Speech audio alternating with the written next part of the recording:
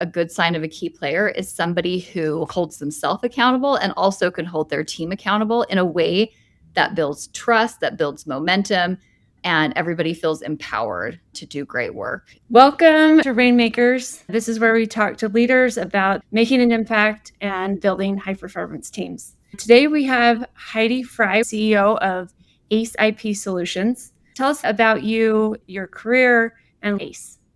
Thank you for having me. I started my career in finance. So I'm a CPA. I partnered with a CPA firm for 7 years. I loved helping small companies grow. We worked with early stage and startup companies. And I loved being able to get in and help an entrepreneur take their vision and scale it. One of my clients approached me and said, "Hey, let's start a tech company." So I left the firm. We built a large cloud storage company and sold it in 2015 to a publicly traded company. That was an amazing ride. And during that 5-year journey, I got into the operational side of things. We didn't really have a COO. And so I was able to wear multiple hats, CFO and COO, loved operations. After that, I dabbled in private equity. One of the portfolio companies we worked with, their chairman of the board became my mentor. It was a really cool relationship in that he saw in me things I hadn't seen in myself. And he's the one, after working with me on that board, that said, "Heidi, you need to be a CEO. You're not a CFO. Why are you in that seat?" He offered me the CEO position of that company. That was my first thought of, wow, is this something I want to do? At the time, I was also being recruited by another company to be their president. I felt that would be a better fit. So I stepped into the president role, then moved into the CEO role at that company. Now with ACE IP Solutions in the CEO spot. ACE IP Solutions is a tech company, and we acquire and lease IPv4 space to large international companies. So that's been super interesting. And it's been fun being back in the tech space. That's what led me to where I'm at now. Yeah, I love that. Okay, so I am really curious. Did you always aspire to be in that C-suite, or is this something that really did just grow organically? And I think there's this idea that the people that become CEOs and in the C-suite always saw that track and that's where they wanted to go. So I'm curious to know your experience there. I loved the CPA firm, and I kind of felt being a partner was my career trajectory. I got my master's in accounting at BYU and looked at Big Four and settled on a smaller firm. I loved my position there. And that's why I decided to partner with them. It wasn't really until that client approached me and said, "Hey, let's start a company," did I start thinking outside that box. I initially joined that company as CFO, and that felt like the right hat for me. I don't know that I ever considered stepping into a CEO role until I worked with that chairman at that private equity company that really saw that in me and helped me realize I have a passion for operations. Even though I was in the CFO role, I was always stepping into operations, helping generate efficiencies, figure things out. Ultimately, it was a phenomenal leader who saw that strength in me, really gave me the confidence to step into the CEO spot. Now, I wouldn't have it any other way. I love this role, but that wasn't ultimately my career path. Life led me in this direction. This mentor saw you as a key player. Now that you're CEO, you have to hire teams. How do you identify key players and people you want on board? Key players typically anything they get their hands on blooms and does really well. Within their department, it's like anything they touch becomes better. A good sign of a key player is somebody who holds themselves accountable and also can hold their team accountable in a way that builds trust, that builds momentum, and everybody feels empowered to do great work. And so those are the things I've identified. Reed Hastings wrote a book called No Rules Rules. He has this thing he calls the keep test. If someone were to say, "I have another job," how hard would you fight to keep them? If the answer is, "I would fight to keep this person," they're a key player. Asking those questions helps determine the key players on your team. I love that. We will put information in the show notes and sharing resources. You mentioned once someone's on your team, you can identify key players. When you're building a team, are there systems to figure out an A player versus a B player? When hiring, what's been your approach? I think the hiring process, finding a phenomenal recruiter has been integral for me in finding key players. And the last company I worked for, we hired a recruiter who was ultimately decreased our turnover and found a good strategy for employee acquisition. Boiled down to three things. First, culture fit, outlining core values and the culture you're trying to create, having a recruiter that understands in depth those values.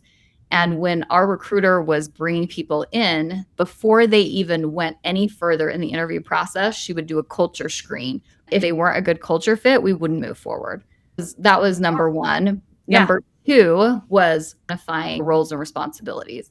So, really outlining the job in a way that there's no guess as to what you're looking for. And then once you outline that, understanding the personality and the type of person that would fit well in that role. We hired a company called Wiseman Strategies who specializes in the predictive index, which is a personality profiling tool that helps determine who's a good fit for the role. Once you outline roles and responsibilities, you determine what types of personality traits fit to that role. We would write our job description to attract that personality. Oftentimes, when the right person applied, they would say, I feel like this job was written for me. So when it calls to them because we pinpoint skills and abilities to that person. Those three things took our hiring and retaining to the next level, finding the right people to fit the role. Thank you for sharing. Have you ever had someone on the team holding the team back or not the player you thought they were? Do you have an example or advice for leaders who have identified that? Making sure you have A players on your team is crucial. The book I read, Hastings, No Rules book, he really talks about how they were able to get Netflix to scale in the way that they were and to be agile and respond very quickly to market demands. And he said that early in Netflix's career, they had to lay off. I think it was a large percentage of the workforce, like 40% of the workforce. Oh, So it forced them to identify who they wanted to keep, who are our A players and who are our B players. And what's interesting is once they eliminated all their B players, the company did better. And they were shocked at this phenomenon because you would think downsizing your workforce so much, you would contract, you wouldn't scale. But they found the opposite to be true because studies have shown that B players bring down the entire team. So people will only play to the level of the lowest player. And so when you remove the B players, it seems that everyone excels, everybody stretches their skill set. And that's what Netflix found, which was very interesting. And I had read this book right as I came on to this president role at the company that recruited me. And one of my first jobs was getting the entire executive team to report to me and making sure we had the right org structure, the right team. And early on, it became very clear that there were people on that team that just weren't, they had been there for maybe 7, 8 years. The company had grown since then, and they just weren't the right fit anymore. And I could see that it was really bringing the team down. And so making that decision to find the right players for the team really changed the trajectory and the growth and the way that we were able to work together as a team. And ultimately, the rest of the executive team, I was very worried because I was like, these are people who everybody loved. They were phenomenal people, just not the right fit for the role. When I let go of these people that everyone loves, I had people coming to me saying, I trust you. You're the right leader because you're willing to make hard decisions.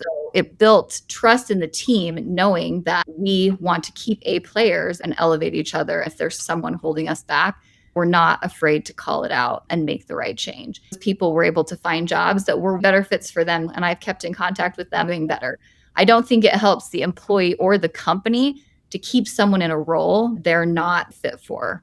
Sometimes in leadership, you think people have responsibilities, families, but if you're in a position that's not a good fit, it doesn't benefit anyone. I love how you mentioned taking that risk really benefited the whole group, including the people that found roles that were a better fit. Can you tell me about a crucial hire that changed the trajectory? Do you have an example in your own career? I would say hiring the right executive team. That was huge. I used those principles I saw on Netflix. I felt like that was a time in my life where I'm like, I'm going to apply these. I'm going to trust that if I make the right decision for the team, that it will level everyone up and it will level the team up. And it certainly did. That was one of the hardest decisions in my career, but it paid off. That's incredible. Thank you for sharing. You talked a little bit about your mentor, the chairman of the board that saw something in you, said it out loud, developed a relationship, and changed the trajectory of your career. Can you tell me about your legacy? What do you hope others will say about you and the way that you have invested in people? I to think I could be labeled as a trust and inspire leader, defined by Stephen Covey in his book Trust and Inspire. He talks about how they lead. To me, that is the best example of what I want to be, which is not command and control. You're building an environment where you trust people, empower them to spread their wings. People aren't afraid to fail. They feel like they can do their best work. I want people on my team to feel like they can come to me with anything. Whatever I can do to help empower them to be the best version of themselves, I feel like that's my job as a leader. And being able to have been the recipient of that from someone who saw in me strengths that maybe I couldn't even see in myself. That when I work with a team, I look for a skill set that maybe this person hasn't fully developed, but I see it in there and try and help them understand their value. Once a team member feels trusted and it's okay to fail and spread their wings, it's amazing to see what they can do. That's the environment I love to create. It's incredible when someone points out skills you don't know you have because they are intuitive. When you pay it forward, it scales. And that's incredible. Thank you, Heidi. We are grateful to have women like you in Utah who are great examples of what is possible, but also reaching out to the people around you and helping bring them along as well. Thank you for being here today. We appreciate it. And thank you, everyone that's been listening in. We will have Heidi's contact, like LinkedIn information, in the show notes, as well as some books she referenced. Have a great day. Thanks. Okay.